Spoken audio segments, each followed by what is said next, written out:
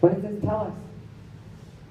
If you can perceive and be aware of your thoughts, you're not your thoughts, are you? If you can perceive and be aware of your body and all the stuff it wants to do in any moment, you're not your body, are you? You're the witness. It took me many years to learn that. And I learned the hard way, but it was one of my first glimpses of life.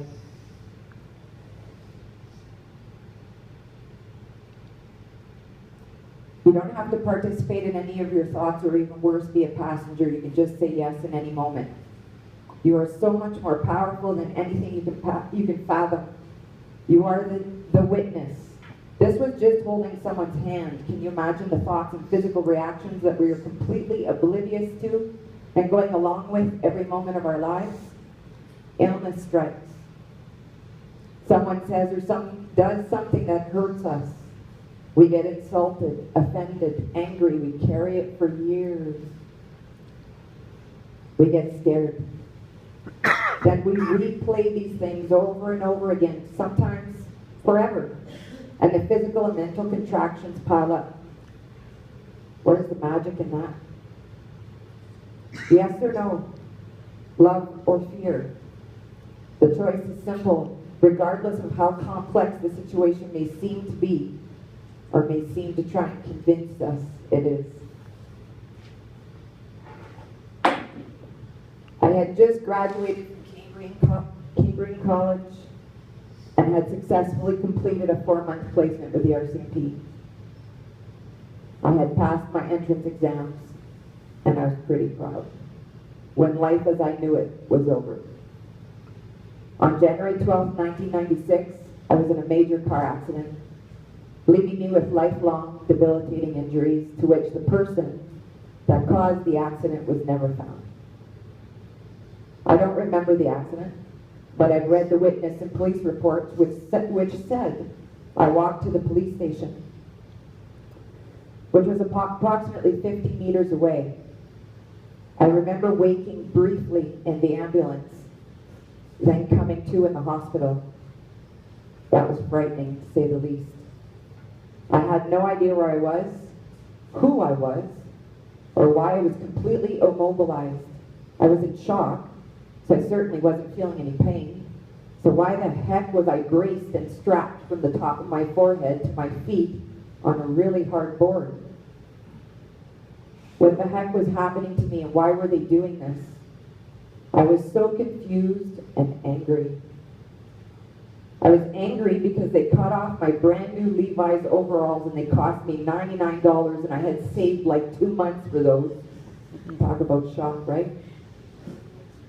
I demanded my money back. I cursed. I swore. I don't think they understood a word I said at the time, but I did. I swore someone was going to answer for my overalls and they were going to give me my $100 back. I remember that part. There were many injuries, but the worst at the time was my neck. The right hip and spine were damaged, although the extent of the severity of the hip and spine wouldn't be discovered until much later. Since the neck was so debilitating, there was also something else, my brain. I fought hard to get out of my wheelchair, made it to arm braces within 18 months. Although physiotherapy for 11 months, 5 days a week hadn't helped whatsoever with my neck. I was seized constantly with my shoulders wrapped around my ears most of the time. Taking x-rays required me holding countless Javex bottles in my hands, trying to lower my shoulders so they could take an image, which most of the time wasn't successful. Occupational therapists at home to teach me how to do everything I used to do and took for granted from a seated position without disrupting the neck. How to bathe, wash, comb, and so on. I remember thinking at the time, no freaking way am I going to live like this, and I'm not going to be seen in this damn wheelchair. I'm not weak. I don't care what I have to do to be like I used to be. I will, no matter what. I had lost most of the memories prior to the accident, but I certainly didn't forget who I thought I was. The girl that was just achieving her dream of being a police officer. The girl who could walk, play, and do whatever she wanted. I pushed through with gritted teeth, taking more and more medications. The pain was intolerable. I remember begging God, begging Mom, for just a 10-second break. I was dead set on being who I had been prior to the accident and would not settle for less. 2 years in, I was walking with a cane. Then Mom moved me to Ottawa to have access to better doctors, which we did find. I was on antipsychotics, antidepressants, and anti-seizure meds for my brain. Obviously, high doses of pain meds for my body, but one thought never left me. I will have my body back, a normal body, and my brain will be normal again. If I had only known this would be my demise. That thought alone left me in a constant state of I'll be happy when. This is not living. I am miserable, and I could never be happy like this. Against all the specialists' orders, I pushed and I pushed and I pushed and I pushed hard, even eventually becoming a certified fitness instructor. I knew the risks. I was fully aware that taking extra pain meds to maintain this kind of lifestyle would end up killing me, that this active lifestyle was further destroying my body, but I didn't care. I wasn't going to show weakness. No one but Mom ever saw the torturous moments countless times a day in a fetus position, or even in that I hid a lot. The sleepless nights, the countless procedures, the countless surgeries, the MRIs, the needles in my skull, the needles in my spine, the needles in my hip, the paralysis. Mom has picked me up off the floor more times than I can count, with cracked ribs, cracked jaw, cracked skull. But I was too proud to use a walker. Everyone saw what I wanted them to see. The active, fit, happy, successful, perfectly capable Tina that I had always been. The one that had even been chosen as Ottawa's Sunshine Girl in 1999. I repeated myself constantly, forgot everything from one moment to the next, but could usually talk my way out of it or make a joke. Until one brutal day, my mask came flying off and I couldn't lie to myself any longer. It took being brought to my knees, being put back in a wheelchair, in extreme uncontrollable pain to make me see that I wasn't that Tina anymore, nor would I ever be. But who was I? More specialists for the hip, the spine, the neck, and of course the brain. Too many instructions to follow, of course. Traction for the hip, a few different procedures, too young for replacement. The lower spine, a few options. The neck, fusion from the chest up. The brain, more meds. No one, I read that already. I consulted my specialist, Dr. Bestman. You'll hear a lot about him. Chief of Physical Medicine and Rehabilitation at the Hull Hospital, now with the Armed Forces. We decided everything together.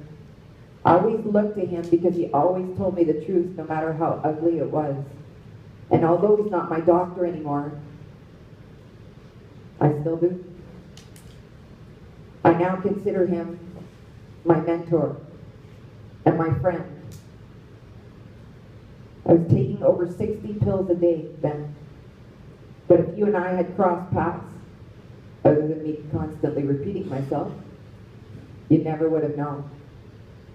My mask was bolted back on and no one saw the reality. I wouldn't even admit it to myself. Oh, what denial and stubbornness can do. It was actually non-acceptance. I finally admitted defeat regarding my physical disabilities. but found something else to latch on to. I could use my brain. If I couldn't achieve anything or find success in any kind of physically demanding or challenging career, then I would use my brain. And although I knew all too well what the United Neuroscience Specialists report stated after many, many, many days of testing, I chose to disregard those two and go back to school for graphic design at Algonquin College, even talked my way into the advanced fast-track course. Considering I wasn't even able to pass a simple aptitude test at a job I had applied for, I was pretty proud of myself. I lasted 3 weeks, could not grasp a single thing. And on my last day, I guess I had repeatedly asked the exact same question after it had been answered countless times. Infuriating the teacher, who thought I was being obnoxious. She obviously didn't know anything about my brain injury. I completely humiliated myself and paid $15,000 to do it. I met with the program director as well as the teacher, who profusely apologized after hearing the truth, but I could see their confusion as to why I would do this to myself. Funny thing is, I really didn't understand it myself. I had to be something. I really believed that. Anything to have any value or worth whatsoever.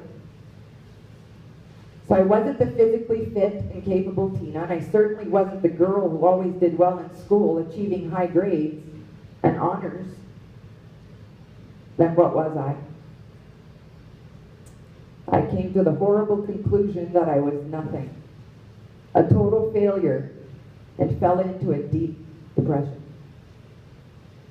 In 2003, I was sent to 4 of the top specialists in Ottawa, who, although were paid to assess on behalf of the insurance company, confirmed what I already knew. I was worthless, a burden that would never amount to anything. Tears streamed down my face as I read those